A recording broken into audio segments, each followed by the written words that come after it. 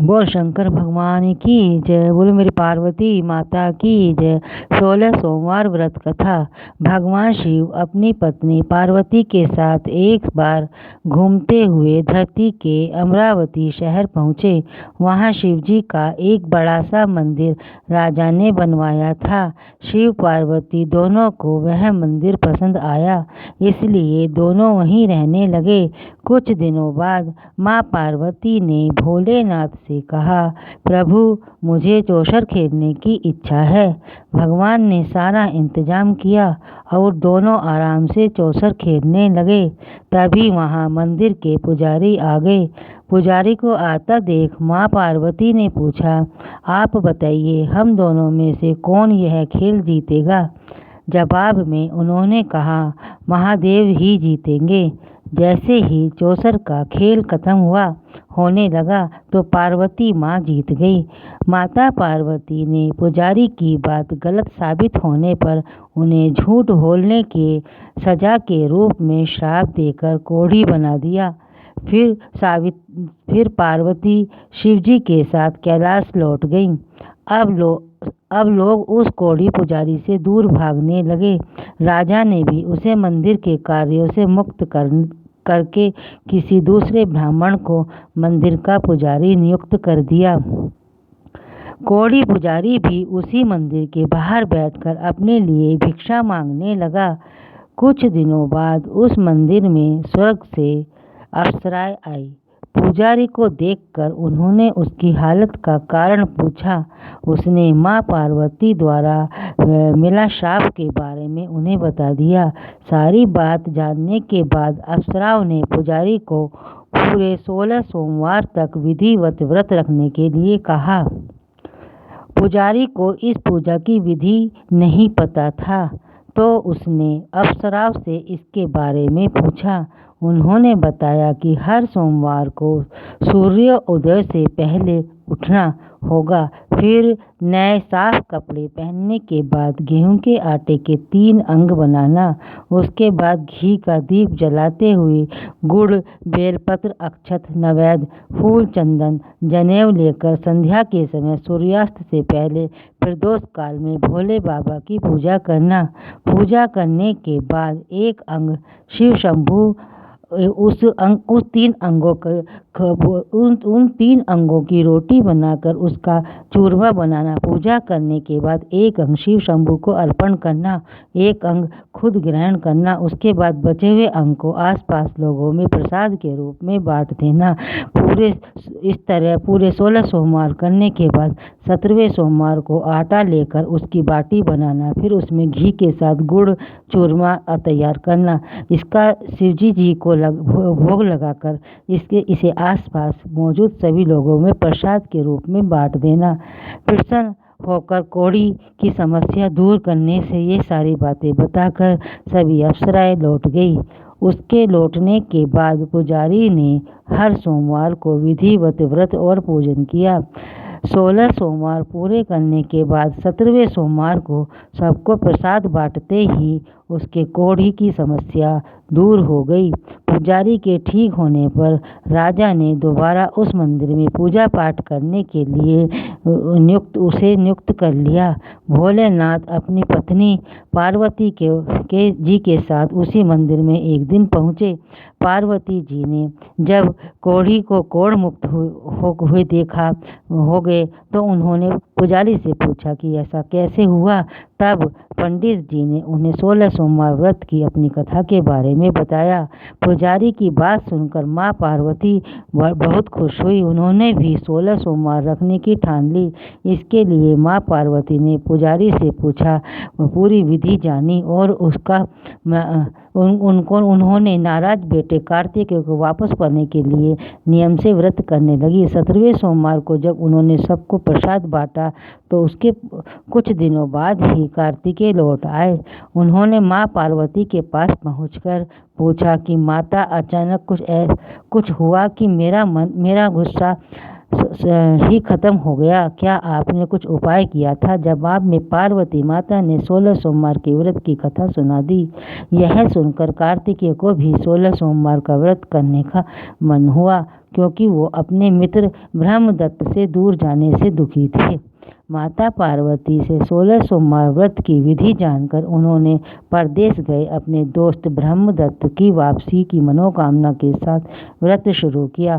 पूरे 16 सोमवार व्रत करने और उसकी विधिवत समापन करने से कुछ ही दिनों बाद कार्तिकेय का दोस्त लौट आया। वापस आने के बाद ब्रह्मदत्त ने कार्तिकेय से पूछा, आखिर ऐसा क्या हुआ कि तुमने मेरा मन बदल गया? मैं बिल्कुल भी वापस आना नहीं चाहता था, लेकिन एकदम तुम्हारा ख्याल आया और मैं लौट आया। कार्तिकेय ने भी अपने दोस्त ब्रह्मदत्त को 16 सोमवार व्रत की महिमा के बारे में बताया। दूसरे नगर पहुंचते ही ब्रह्मदत्त को पता चला कि राजा हर्षवर्धन ने अपनी बेटी गुंजन के विवाह के लिए स्वयंवर रचा है। राजा की प्रतिज्ञा है कि उसकी हथनी जिस भी लड़के को गले में माला डाले वही उसकी बेटी से विवाह करेगा। उत्सुक होकर ब्राह्मण भी महल में जा पहुंचा। वहाँ कई सारे राजकुमार थे। उसी वक्त हथनी ने अपने सूंड में से माला उठाई और ब्रह्मदत्त के गले में डाल दी। राजा ने अपनी प्रतिज्ञा को पूरा करने के लिए ब्राह्मण ब्रह्मदत्त से अपनी बेटी का विवाह कर दिया। शादी के बाद ब्राह्मण से उसकी पत्नी ने पूछा, आखिर आपने ऐसे कौन सा अच्छा कार्य किया था जो कि हथनी ने सबको छोड़कर आपको ही मेरे लिए चुना? ब्रह्मदत्त ने उसे 16 सोमवार व्रत की महिमा के बारे में बताया। राजकुमारी ने यह सब जानने के बाद अपने पति से विधि पूछकर व्रत करना शुरू कर दिया। व्रत के समापन के बाद उसे एक सुंदर सा बेटा हुआ, जिसका नाम गोपाल रखा गया। गोपाल जब बड़ा हुआ तो उसने अपनी माँ से पूछा, आखिर मैं आपके घर पैदा हुआ हूँ, कौन सा शुभ कर्म आपने किया था? गोपाल को उसकी माँ गुंजन ने 16 सोमवार व्रत कथा सुनाई। गोपाल ने भी शिव भगवान की महिमा जानने के बाद बड़े से राज्य को पाने की चाह में 16 सोमवार का व्रत रखना शुरू कर दिया। व्रत पूरा होते ही एक दिन पास के ही राजा को गोपाल पसंद आ गया और उन्होंने अपनी बेटी मंगला से उसकी शादी कर दी। कुछ ही दिनों बाद उस राजा की मृत्यु हो गया। अब गोपाल ही पूरा राज्य संभालने लगा। गोपाल ने भगवान शिव को धन्यवाद देते हुए दोबारा 16 सोमवार का व्रत रखा। इसके समापन के दिन उसने अपनी पत्नी से सभी सामग्री पास के शिव मंदिर में पहुंचाने के लिए कहा। मंगला ने खुद के जाने की बजाय पूजा की सामग्री कुछ सेवकों के हाथों मंदिर तक पहुंचा दी। उसी दौरान आकाशवाणी हुई, राजन, तुम्हारी पत्नी ने 16 सोमवार व्रत का आदर सम्मान नहीं किया। अब तुम उसे अपने महल से तुरंत निकाल दो, वरना तुम्हारा सब कुछ खत्म हो जाएगा। गोपाल ने अपनी पत्नी को अपना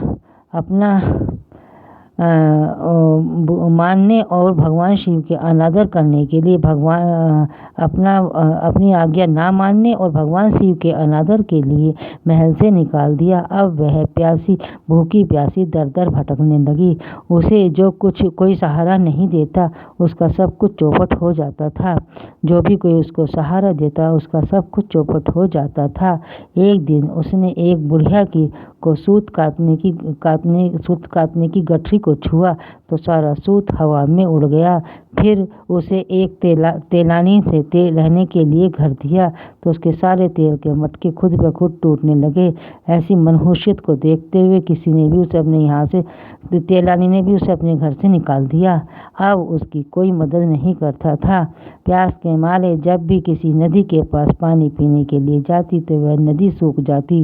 पेड़ के नीचे छांव पाने के लिए बैठती तो उस वक्त वह पेड़ सूख जाता। देखते देखते सारे हरे भरे पेड़ सूखने लगे। कुछ देर में वो एक तालाब में पहुंची। वहाँ का पानी भी उसने छुआ तो उसमें कीड़े पड़ गए। यह सब देखकर वो हैरान हो गई और उसी कीड़े वाले पानी को उसने पी लिया। भटकते भटकते एक दिन रानी पुजारी के पास पहुंची। उसे देखकर पुजारी समझ गया कि उस रानी ने मंदिर में कुछ ना कुछ गलत काम कर दिया है। रानी को मंदिर में रहने की उसने इजाज़त दे दी। रानी मंदिर में सब्जी व फल का लगाती तो वे सड़ जाते, आटे को छूती तो उसमें कीड़े पड़ने लगते, पानी से वो बदबू आने लग जाती। यह सब देखकर पुजारी ने कहा कि लगता है तुमसे कोई बड़ा अपराध हुआ है, जिससे नाराज होकर देवताओं ने तुम्हें दंड दिया है। इस बात के जवाब में रानी ने पुजारी को शिव की पूजा करने के लिए सामग्री जुड़ी पूरी कहानी बता दी। यह बात जानने के बाद पुजारी बोले, तुम कल से ही 16 सोमवार का व्रत करना शुरू करो, इससे प्रसन्न होकर भोलेनाथ तुम्हें माफ़ कर देंगे। पुजारी से 16 सोमवार की विधि समझने के बाद अगले ही सोमवार से रानी ने व्रत करना आरंभ कर दिया, रखना शुरू कर दिया। पुजारी उसे हर सोमवार को व्रत की कथा भी सुनाते थे। 17वें सोमवार को जैसे ही रानी ने अपने व्रत का समापन किया, वैसे ही राजा को अपनी पत्नी की याद आई। उन्होंने अपने सैनिकों को उसको खोजने के लिए भेजा और घर वापस लाने का आदेश दिया। सैनिकों को जब पता चला कि मंदिर में रह रही है, तो उन्होंने रानी को अपने साथ चलने के लिए प्रार्थना की। तभी पुजारी वहां पहुंचे और सैनिकों से वापस महल लौटने के लिए कहा। राजा को जब पता चला कि उसकी पत्नी मंदिर में है, तो वो उसे लेने के लिए वहां पहुंचे। उन्होंने पुजारी से माफ़ी मांगी और वो सब बात उनको बता दी। पुजारी ने भी कहा कि ये सब भगवान भोलेनाथ का प्रकोप था, आप अपनी पत्नी को वापस ले जाइए। राजा और रानी के महल पहुंचते ही वहां पर खुशियां मनाई जाने लगी। खुशी के मारे राजा ने पूरे नगर में मिठाई बंटवाई और ब्राह्मण व निर्धनों को खूब दान दिया। रानी महल में भगवान शिव की पूजा करने लगी और 16 सोमवार का व्रत रखते हुए खुशी खुशी रहने लगी। इसी प्रकार की धार्मिक, भावपूर्ण, पौराणिक, प्रेरणादायक कहानियाँ सुनने के लिए हमारे चैनल को सब्सक्राइब करें, वीडियो को लाइक और शेयर करें। धन्यवाद, आपका बहुत बहुत शुक्रिया। बोलो शंकर भगवान की जय, बोलो मेरे पार्वती माता की जय, बोलो मेरे गिरधर गोपाल राधा कृष्ण भगवान की जय।